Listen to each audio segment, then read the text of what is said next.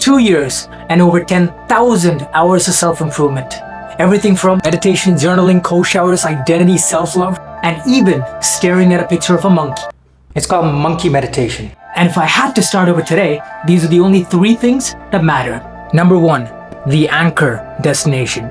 So your mind constantly pulls you in different directions. One moment you want to be good at guitar, then it's boxing, then it's abs. What you need is to anchor down the focus, and you do that with an anchor destination. So grab a piece of paper and write down a goal that is slightly out of reach for you right now. And make sure it's something that both excites and scares you at the same time.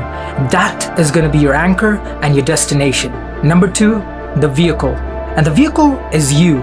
And you build it by not chasing the goal.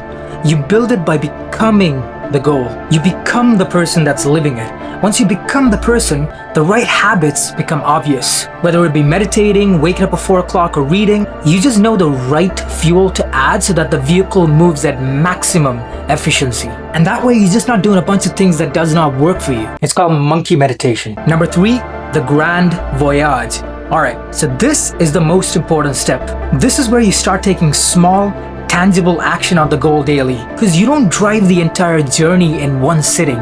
You'll destroy both the vehicle and the driver. So what you need is small 5 to 10 minute action daily so that you get used to the movement, do it for a few days, and then slowly increase the duration. And eventually, you're not forcing yourself to take action. Action becomes who you are. And if you are someone who's ambitious but struggling to take consistent action, check out the bootcamp in the description. Until next time.